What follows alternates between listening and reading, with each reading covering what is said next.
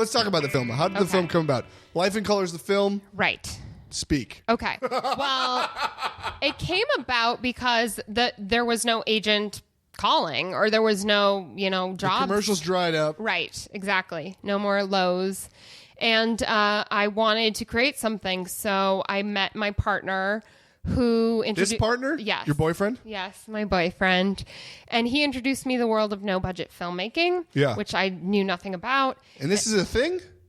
What? Or you just say the world of no budget as in people make films all the time with a little budget? No, this is a thing. This is the thing. You don't know about this? I don't know this thing. Okay, it's no budget is like a step below. It's the poor man's indie version. Okay. Indie. When Duplass, before they were Duplass, you know who that is? Duplass brothers, yes.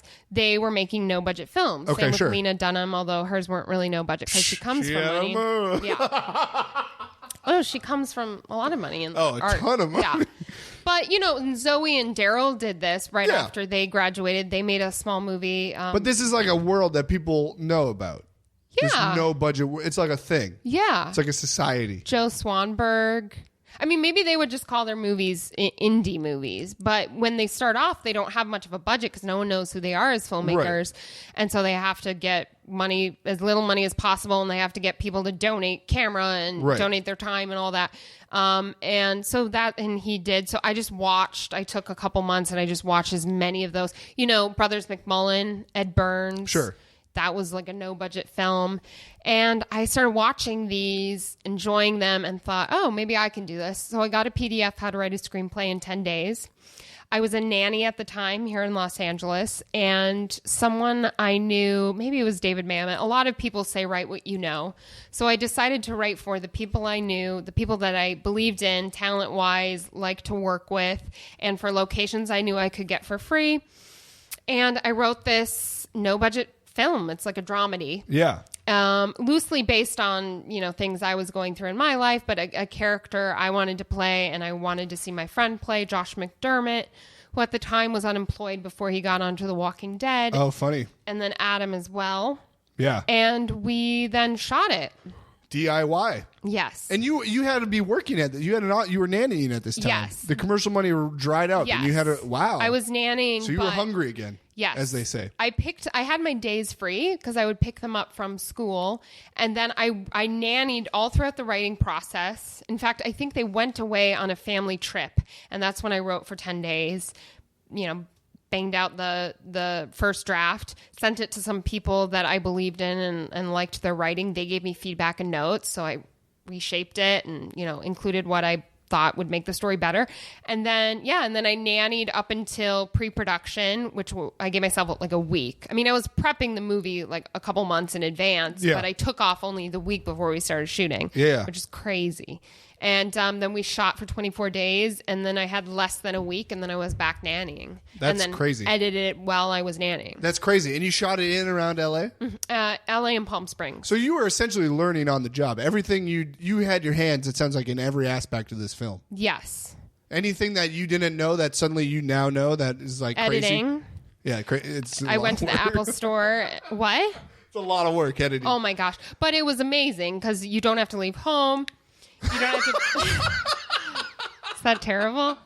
You don't have to talk to anyone. You don't even leave. I would go outside and I would feel like I had been in jail because my eyes, like, it had to adjust to the sunlight because we got blackout, like, curtain or whatever that's called. We duct taped it, and so I had a black room. And I edited. I got someone from the Apple store to teach me how to edit, which you're not supposed to say, but I did. And I learned how to edit. Got a computer because I had my computer from NYU that was old it wouldn't even take the editing software. And editing was my favorite part. What's the number one thing you learned though through this? If I was about to make a film, what would you tell me? What would you say? Hey, do this or don't do this, or that it is.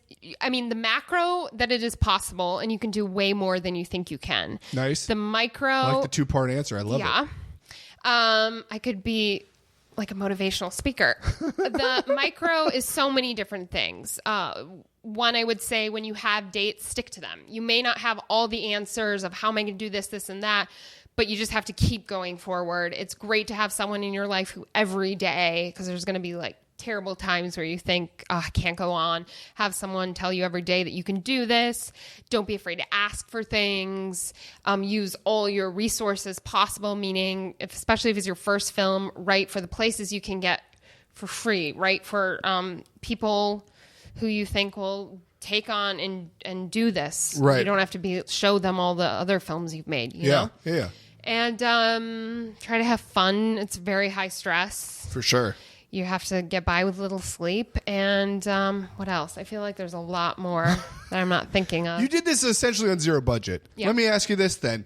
Do you have more appreciation now for movie making or less appreciation? Because all these blockbusters that everyone knows about cost so much money, and yet you could do it with so little. Do you have more appreciation or less appreciation for the process? Well, it amazes me because I constantly go like, where's that money going? And especially because on no budget filmmaking, you don't have time. Like there's barely time to get the takes in and the coverage. So there's you are just going constantly. So on these big budget sets, it's like you're never moving. You shoot maybe for 20 minutes a day, right? And you're like there for 14 hours. It's crazy to me. And he comes from the studio side. So to hear the kind of numbers and figures that are being thrown out, and then you hear like, oh, we're going to do a movie for $6 million, and that's like pennies. Yeah.